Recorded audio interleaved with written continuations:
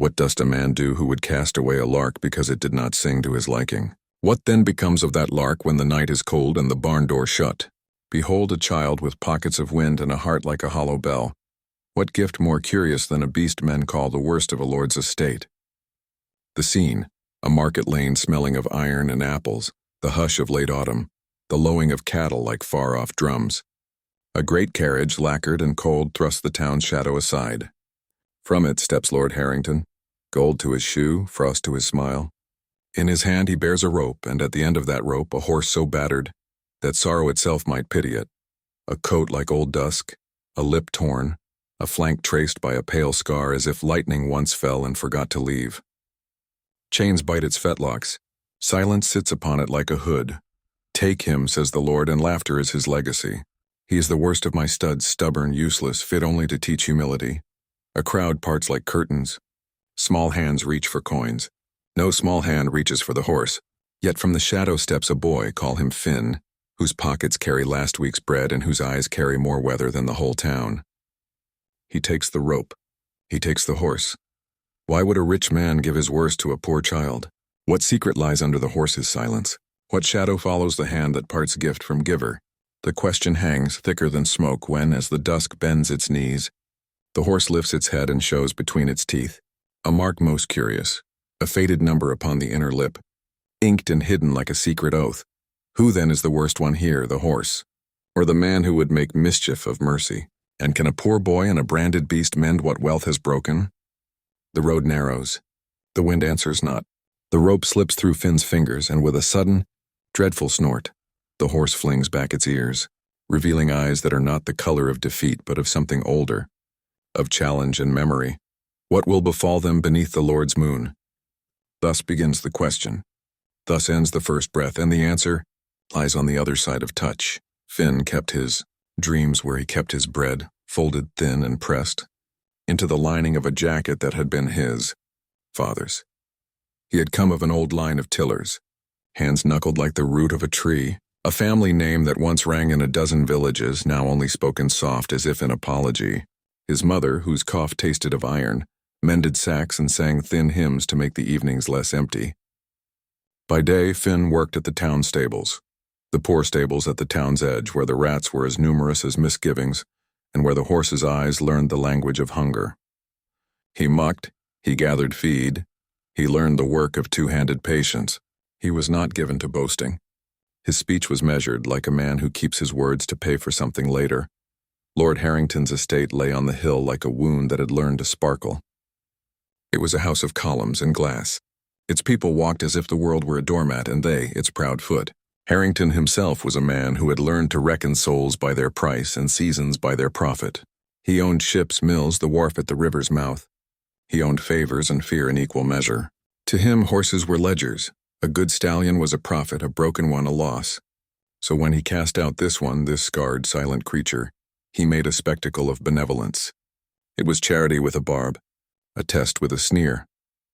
Finn led the horse, named by the Lord with a careless tongue Morrow, through streets where children spat small stones and dogs lifted their faces to the carriage wheels.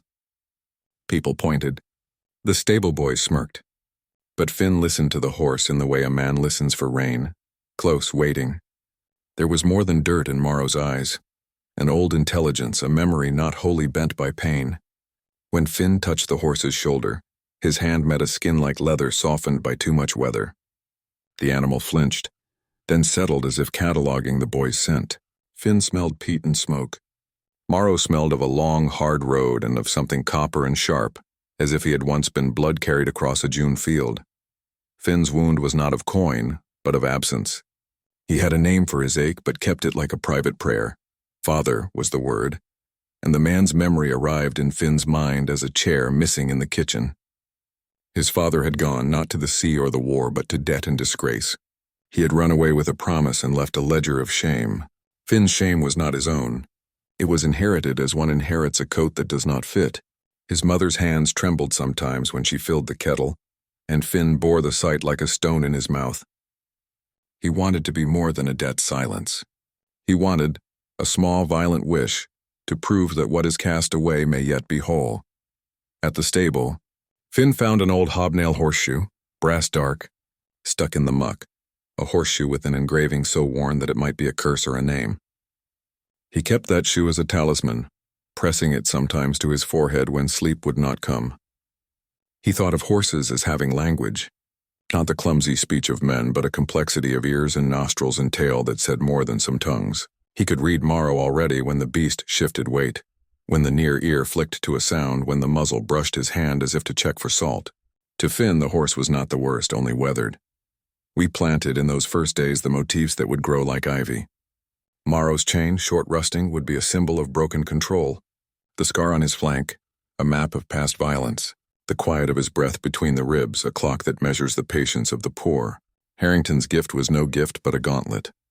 The town would laugh at the spectacle, but whispers would gather in corners. Why did the Lord rid himself thus? What was the price of the giving? Finn kept his hands busy and his heart guarded. He repaired a halter with thread so coarse it might mend a ship. He wiped the horse's eyes with the hem of his shirt and felt, for the first time in years, the tremor of a connection that needed no ledger to prove its value. They lived that week like two people learning a new language in a cold, thin room. Finn slept on straw with the horse in a stable lit by a single crooked lamp. The world outside moved by with its greater fortunes, weddings and markets and the smell of frying fish. At dawn, Finn would stir and find Morrow watching the space where the barn door opened, eyes like two dark coins. It was in those early mornings that Finn learned the animal's diet of fear, sudden movements, the sound of iron on iron, the shout of boys.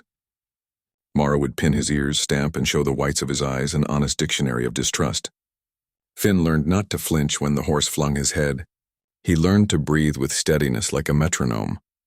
A neighbor, Rowan, who once had 3 horses and now had none, saw Finn with Morrow and spat, "Thou wert given a curse, boy.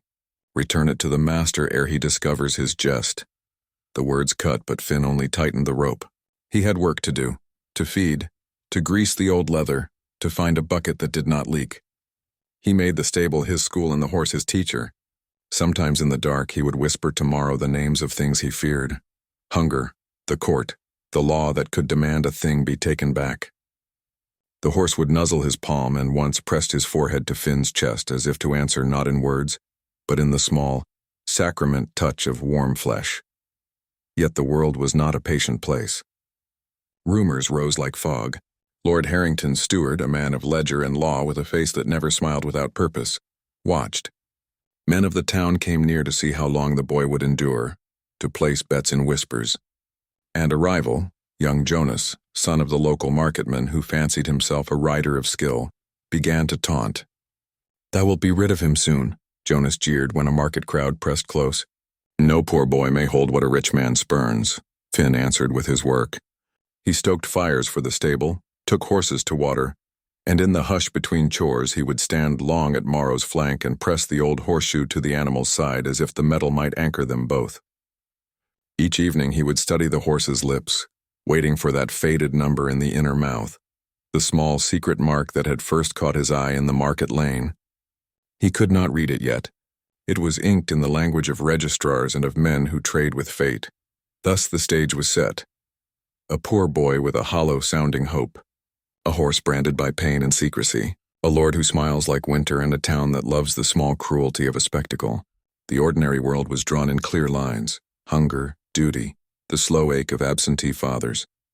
And beneath it lay a promise that something in the horse, scar, silent secret might turn all measurement upside down. The first small acts of care were being planted. The first whispers were becoming vines. The question remained, could tenderness outbid a ledger? The answer would not be had without storms. Finn learned that trust arranges like a road, stone by stone, and that one misstep could undo many miles. He tried first the simplest thing, to lead Morrow without force. The horse upon the cobbles tested the rope with a nostril that quivered like a coin on edge. He pulled once hard enough to set Finn's arms on fire. Then he stood like a boulder, a mountain of old refusals. Finn's hands bled where the rope chafed. He cursed softly, not at the horse but at the emptiness he carried. He tried to feed him sugar upon his palm. Morrow took it with care, but every morsel was measured as if coin were hidden beneath it. Finn thought patience would be the teacher's name. He was to be schooled. At a week's turn, a storm came. a thing the town remembers as the night of stray hail. Wind tore at the eaves like a man taking leave with violence. Rain attacked the stable as though to pry its secrets free. Morrow stamped and paced. Lightning found old scars and showed them in silver. Finn tied the chain as best he could, gave the horse a pillow of hay, and sat through the dark listening to the animal's breath like a bell. In that hour a cry came from the lane. Men with lanterns shouting of a runaway mare and of a child in danger on the turnpike. Finn's heart leaped. He ran from the stable to the lane, Morrow's head close to his shoulder.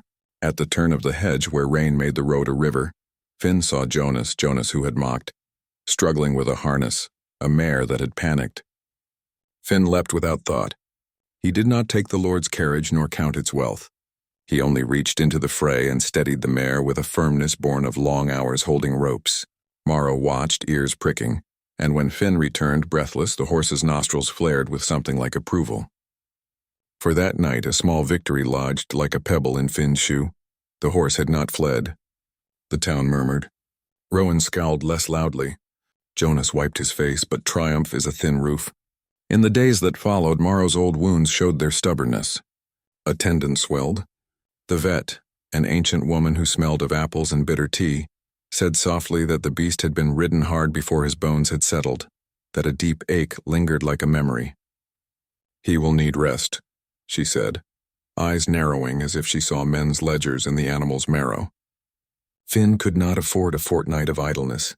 He stole oats, he begged from neighbors, he worked extra at the stables. At night his hands would tremble as he rubbed the horse's flank, willing pain into patience. The town's clock tolled, and with each bell, Finn felt the pressure of a world that keeps accounts. Then came the rumor that Lord Harrington had not given Morrow but pawned him, and a scribe found in the steward's ledger a note half hidden beneath ink. Some said the horse had been part of illegal races long past, that his number bore witness to bets that had made men gods and devils by turns. Finn read the rumor as one might read a map in which roads are erased. The horse might be worth far more than a charity.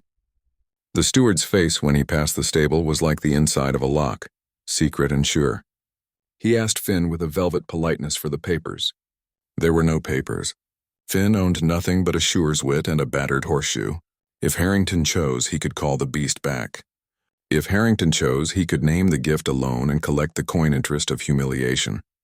The next test arrived in the form of a rival show, an autumn fair where men gathered to bet in their small kingdoms. Jonas entered his mare to ride before the town. Finn, goaded by the laughter that always circles like gulls around fish, decided to take Morrow, a foolishness, some said. He had no saddle that fit. He had only Morrow's patient eye and a lantern of hope. He walked within the ring and felt the town's gaze like wind against a minor vessel. Morrow's legs braced like the pillars of a bridge. The crowd expected a stumble. They had placed their coins on neat roads. Finn spoke soft to the horse, not as a man commanding, but as one kneeling for water. "Trust me." The word was smaller than a bell and heavier than a mountain. At first, Morrow balked. He refused the jump, he swerved. A shout rose. Jonas laughed, pleased as a man with a dagger. Finn was jolted to the ground. He tasted dust and the bitter tang of humiliation. But then, without trumpet or fanfare, the horse moved as though remembering something more ancient than disdain. He gathered himself the way a river gathers speed after a cataract. Finn mounted with hands that were steady for the first time in days. His knees found the animal's flank as if clasping a friend who had been lost and suddenly found.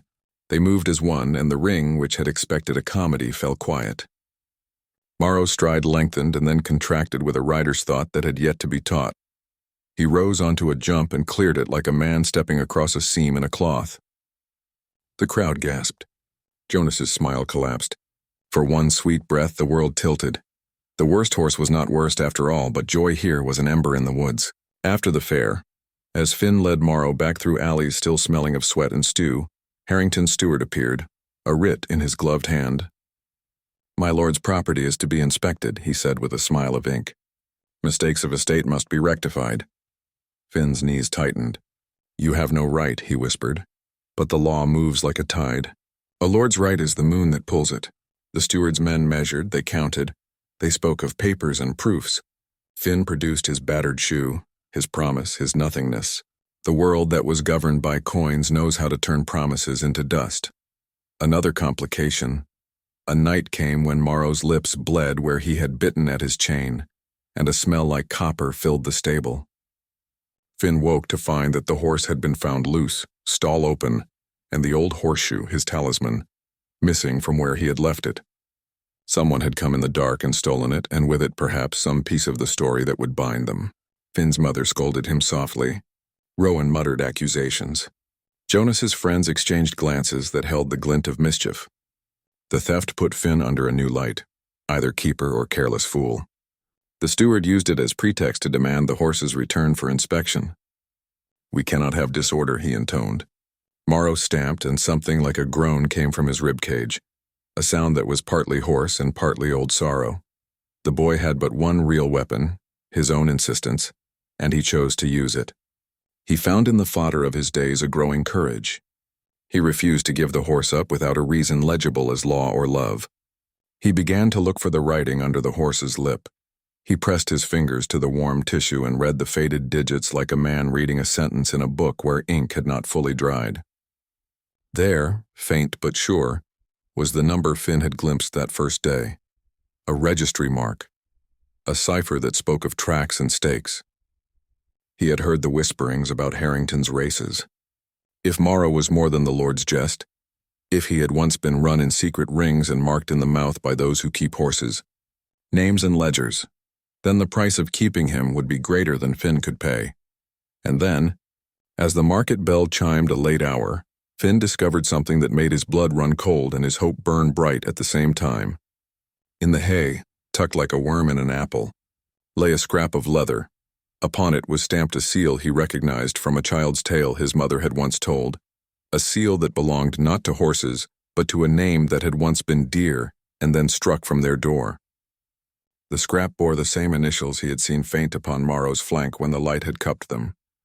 It smelled of smoke and of paper left in pockets that had seen revolt. Finn's hands shook as he lifted it. If the scrap told a truth, then it was a truth that could change the measure of everything. Morrow might be not a jest, but a witness to a deed that Harrington guarded. He turned to the stable door and found, under the lantern's pool, the steward waiting, his shadow long as law, and behind him 2 men with writs and boots like thunder. "We must speak of arrangements," the steward said, voice buttered with malice. Finn pressed the scrap to his breast. Morrow's nostrils flared. He stamped once, then twice, as if he understood that the world's books were opening to count them both. Finn met the steward's eyes and saw for a second a glint that was not profit, but a memory as dark as the horse's scar. "You have no papers," the steward hissed.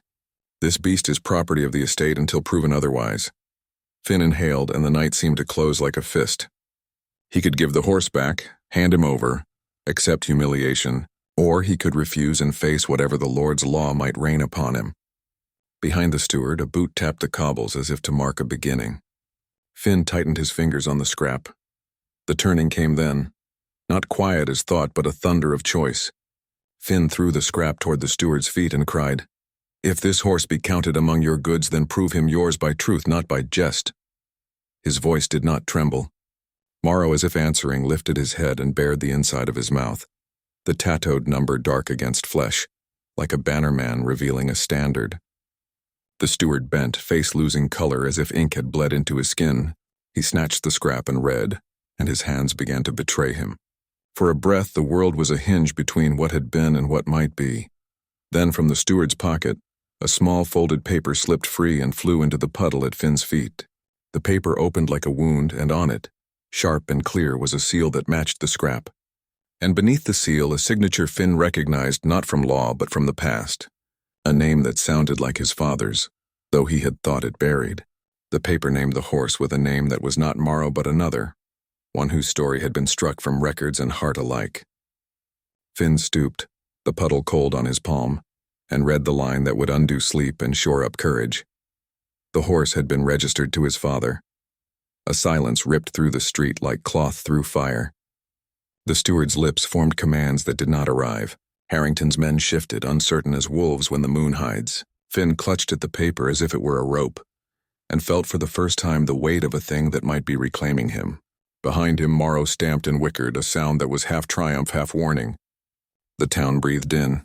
The Lord's carriage at the top of the lane seemed farther than ever. What did a faded signature mean? Was it proof of kinship? Of theft, of debt paid in blood?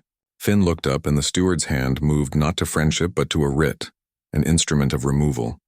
He opened his mouth to speak and his words were like knives. By order of Lord Harrington. Then a sudden shout from the top of the hill. Men of Harrington! Seize the beast! He bears the mark of a champion stolen from the track. The cry split the air. Men ran. Lamps were raised. Finn felt Morrow rear, and the animal's eyes flashed with old fire that no chain could douse. Who would claim the horse, Law, Ledger, or the boy who had found in a scrap the name of his father? The answer would not arrive tucked in patience. It arrived as a step, a shout, and the sound of boot against earth. The night held its breath as men closed in, and Finn understood in that savage slow beat that keeping Morrow would demand more than courage. It would demand right, and the proof of a past that some wished buried. Thus part one closed, with a paper in mud, a mark in a mouth, an accusation cleaving the quiet, and the promise that what was given as scorn might be the key to a locked life. The night of reckoning came not as the trumpet of a court, but as a tide that lifts the muck and shows the bones beneath. Harrington's steward advanced with the writ like a blade, his men behind him a wall of boots and ink. The lamplight found their faces thin as paper. The town gathered in a ring that smelled of stew and fear. Finn stood before them with a scrap of paper, half mud and half truth, clenched in his fist. Morrow breathed steam into the cold air, nostrils flaring like small banners. Each breath was a page turned. You must yield the beast, the steward said, his voice a ledger of calm. My lord reclaims what was wrongly lent. Finn felt the town's eyes like weights upon his shoulders and heard his mother's cough as if it were a bell tolling inside his chest. He could hand the rope over and return to straw in silence, or he could hold fast and face a lord's wrath. This horse was registered to my father, he answered, the words like stones he had been carrying in secret. He held out the paper. The lamplight revealed the signature, the stamp, the name affixed with a hand that trembled the way Finn's had trembled years ago when the hearth had cooled. The steward's smile thinned. Forgery, he pronounced. As men who wear dignity thinly will pronounce the truth that suits them. These marks are counterfeit. Your poor fancy would dress mischance as miracle. Then Morrow, who until now had been composed like a coiled rope, shifted. He stepped forward, front hoof scraping the cobbles, and the sound cut the night as if someone had struck a drum. Horses do not act for rhetoric. They act on sense and memory. The animal's ears twisted to the hill where Harrington's carriage crouched, mouth lifting in a motion that exposed a slice of yellowed tooth. A muscle ran along Morrow's shoulder as if he had been reminded of speed and of iron-scented tracks. It was a change so small the crowd might have missed it had not Finn's heart answered like a bell. This was not mere stubbornness but recognition. The horse remembered a ring in the smell of the crowd, the whip's thin taste on its flank. He had been a racer before he was cast. He bore in his flesh the architecture of that life. The steward took one step to seize the rope. Harrington's men moved like a harvest of shadows. Finn, whose palms had known more rope than coin, tightened his grip. You may not take him, he said. Not without proof and not without a hearing that bears the name of truth. His voice was not loud, but it was a rope that would not break. At that a scoff rose from Jonas, and the young man pushed through with the insolence of youth made rich by others' laughter. Give the boy his dream, Jonas japped, and the Lord may keep his laugh. He jeered and stepped close, hand at the brim of his cap. Morrow's eyes slitted. A horse reads threat in the turn of a wrist and in the tightening of a jaw. He tasted the old bravado like iron and fear. He recoiled, ears flattening, and for a moment the ring stank of danger. A child screamed and the town shuffled back. Then, as if moved by a compass older than the steward's marble heart, Morrow lifted a forehoof and struck the ground once, twice with a fury that sent pebbles flying.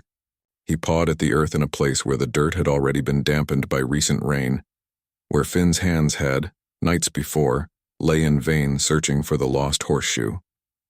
The hoof clanged against something hollow.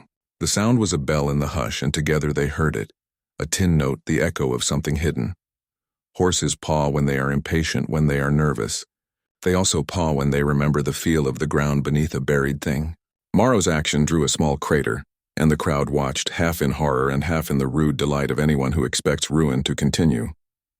Finn sank to his knees, palms pressed to the wet soil, and with hands that knew hay more than law he dug. The steward's men laughed and leaned in, thinking the boy's hope childish. Jonas cheered. Finn's fingers found tin.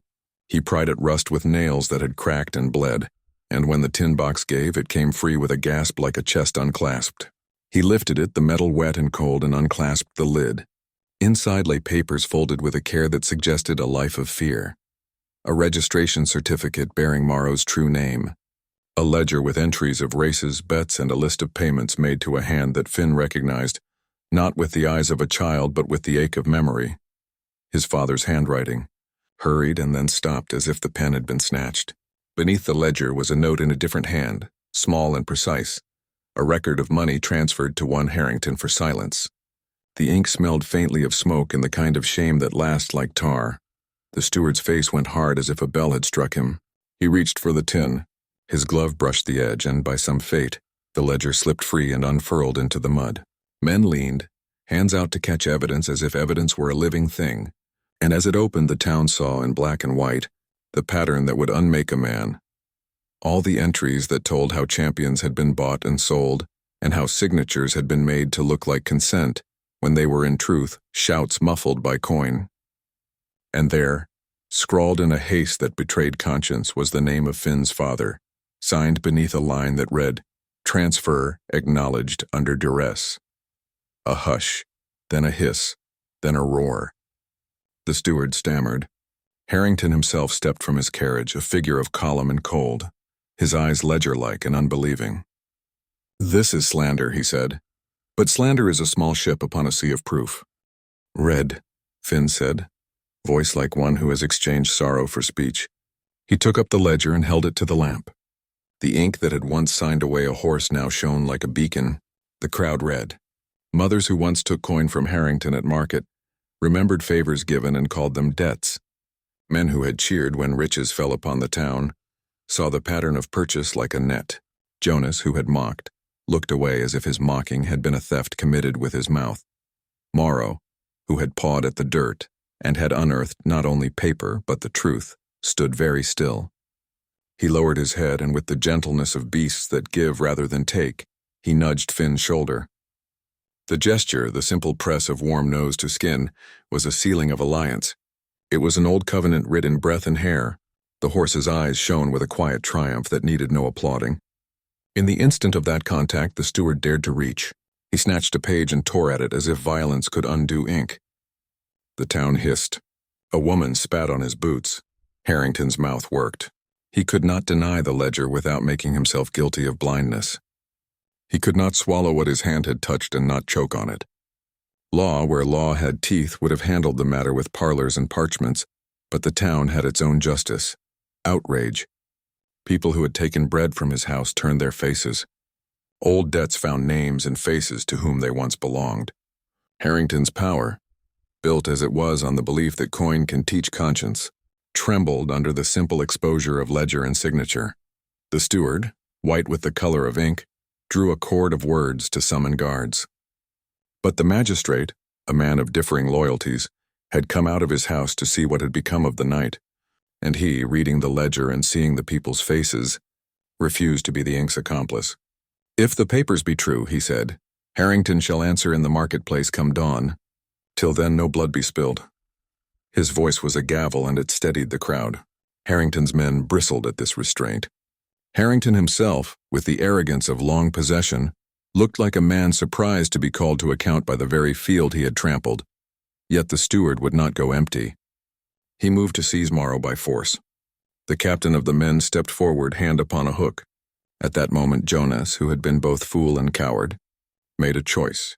He stepped between the steward and the horse. His face suddenly set as if he had inhaled all the townspeople's dishonor, and decided to be less a man of mockery and more a man of some marrow. "Leave him," Jonas said, small as a bell that has come to knell. "The horse is not thine." The steward's glove swung. Jonas took the blow upon his arm and staggered, but he did not fall. The blow was a spark that might have set a riot, but instead it lit something softer. Shame turned to courage. Men stepped forward to shield Finn. Mothers lifted their skirts to stand between boot and beast. The steward's men, seeing the town's will like a blade drawn, hesitated. Morrow, who had been the instrument of truth by paw and patient memory, whickered and then did a thing that every soul there would remember as long as they breathed. He dropped his head low and bowed, the movement not of submission but of offering. He pressed his forehead to the ledger as if laying claim not to property but to truth, and then he turned, and in a clear motion that all could read, he stamped his right forehoof once upon the ledger as if to sign with his own weight. The image lodged in the minds, a beast of burden signing a human accounting with the plump of his hoof. It was a metaphor come to life, and it moved men's hearts in a way argument never could. That stamped hoof, the simple thud of flesh on paper, was the last thing Harrington had to counter. He saw in the faces around him a world that no longer bent. He bowed as a man who knows his harvest will be auctioned and then left. He gave a smile that had the shape of defeat and retreated to his carriage, his horse shuffling like a man ashamed of a coat. The steward, sly as ink, was left holding the torn piece of paper and a thinned purse of authority. He slunk back up the lane, choosing profit over honor. Finn stood with Morrow's warm head at his chest, his fingers in the horse's mane, and felt for the first time a lightness that was not emptiness. The ledger lay open, the truth spread like cloth. The town murmured and then sang in low voices, songs of small justice, while Jonas, nursing his arm, managed a crooked smile. The magistrate took the ledger and read passages aloud in the morning that would unspool into hearings and restitution. For the moment the night bordered on a new dawn. When dawn smoothed the town's face, men came with less noise but more purpose. The magistrate convened a square hearing beneath the old elm. Papers were placed upon a table, and the town leaned in as if to hear a confession. Harrington, whose columns looked smaller under human scrutiny, sat with his fingers stained by ink and by the long work of keeping favors from being called debts. He could not undo signatures nor mend the torn humanity that had been bought and sold in his ledgers. He offered coin and apology, small measures against the depth of what had been revealed. The magistrate, with a balance in his hand that was not mercenary, ordered a reckoning, documents would be examined, restitution pursued, and the steward placed under bond pending further inquiry. Finn read his father's entries aloud, voice steady because now it carried the ballast of truth. The ledger showed that the father, once a man pressed by need, had signed over champions under pressure. It also showed payments made to a hand that explained many vanished things. The town listened, and in listening they repaired a history. Questions came and answers, and a sort of healing, small and procedural, began to stitch what had been rent. Harrington's name would not vanish, but its sheen dulled. He paid a price in public shame and for the loss of covert lanes that had fattened his purse. For the steward, there were men with dull faces and longer memories who asked about signatures and about how easily law bends for men of office. He answered in ways that did not satisfy, and in time would answer in ways that cost him more than a purse could hold. There were practical things to be done. The vet examined Morrow's tendon with a patience that mixed skill and sorrow. She ordered a season of rest and gentle work, no more sweating under crude tack. Finn found funds from townsfolk who had suffered under Harrington's small tyrannies. They gave oaths and promises, not for charity but because truth had made them feel less alone. Jonas, who had once mocked, volunteered for the stable with a humility that surprised both himself and Finn. He learned the way the horse's muscles lay beneath skin, how a flank rose in a run, how the ears spoke. Their rivalry folded into a partnership, as tender as replaiting a broken rope. The lost horseshoe, the talisman Finn had kept, was found in an unlikely place. At the mouth of the tin box, tucked beneath the ledger as if someone had meant it to be kept with the truth. Finn understood then. His father had hidden both shoe and ledger in hope as much as in fear. He had tried to preserve something that might redeem them. The horseshoe, brass dark and cold, fit now into the story as more than iron. It had been the hinge of belonging. Finn placed it upon his mantle and, in the quiet of evenings, would press it to his forehead in thanks and in remembrance. As seasons turned, the town's appetite for Harrington's pageantry waned. Men who had once ridden for coin and for secret bookkeepers now found their audiences turned. The older men who had cheered in hidden rings looked for other work. Not all found it easy. The magistrate ordered recompense where recompense could be counted. Finn was granted, by public favor and legal claim, ownership of the horse once named Morrow. The name he gave instead was one small and private, Hearth, because the animal had returned warmth to a family that had been cooling. Finn's life shifted in ways both ordinary and profound. He did not become rich. The world is patient in teaching modesty. But he gained work that was worthy.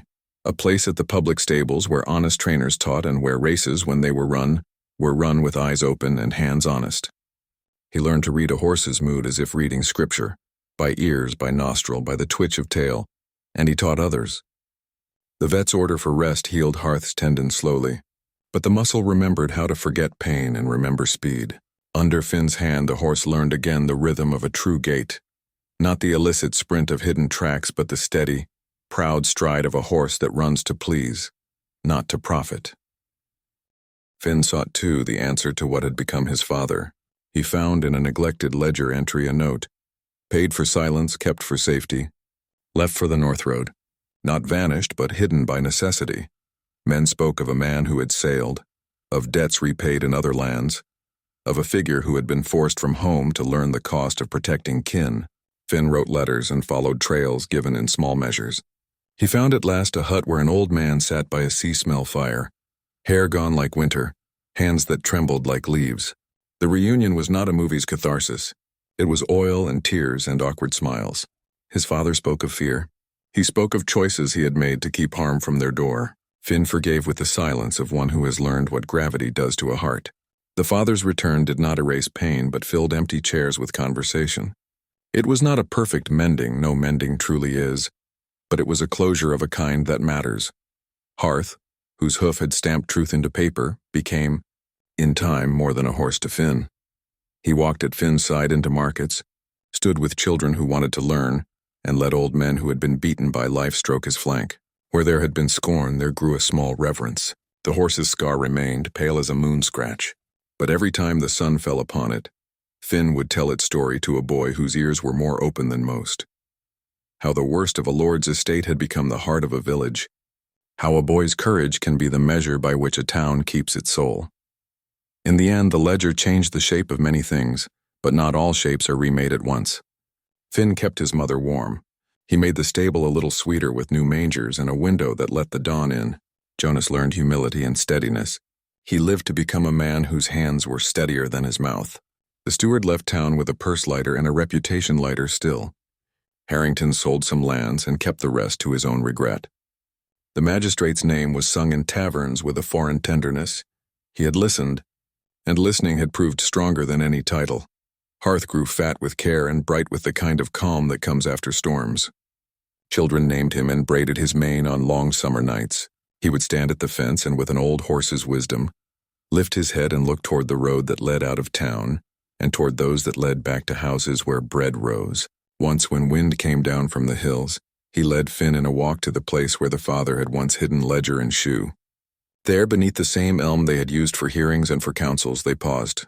Hearth lowered his head, touched his warm nose to Finn's palm and pressed gently, hard enough to make the boy remember the night he had first touched the animal, to seal a promise and to close a circle. It was a small act of grace. It was the horse's way of saying that wounds can become maps and that maps can become homes. Finn stood then upon the hill with the town spread below like a folded cloth. He thought of all he had been taught, of how patience is a kind of fight, how truth once dug cannot easily be buried again. He turned and looked at Hearth, at the scar that had once marked loss and now glowed like a star on his flank. In that light, Finn understood the final lesson, that ownership is not merely the taking of a thing but the keeping of it with honor. He had been given what looked like a curse and had, by steady hand and honest heart, turned it into a covenant that held more than him. It held the town. And so the story closed in the way that all good stories do, not with a triumph that erases the world's long griefs, but with a quiet sealing of the wound. Hearth lowered his head, and Finn, who had once folded his dreams into his jacket as one folds bread into a pocket, pressed his forehead to the horse's mane and whispered a name that had once been only a hope. The horse shivered, and in that shiver was the sound of repair. The last hush of the day settled soft as a benediction. "Thus do we keep what is given," Finn murmured, "and thus do we give what we keep." Hearth stamped once upon the earth, no longer to unearth secrets but to root himself in place. And the town, listening, felt a peace that was not loud but deep as a well. The final image hung like a thread of gold, boy and horse, scar and shoe, ledger and love, bound together by a truth that no coin could buy, and there, beneath the sky that had watched them both, A single line lingered like a bell in the dusk, a line that would outlast ledger and loss and speak, once more to any heart that had been given less than it deserved. Where once was castaway, there now stands hearth, and where the worst was given, the truest warmth was found.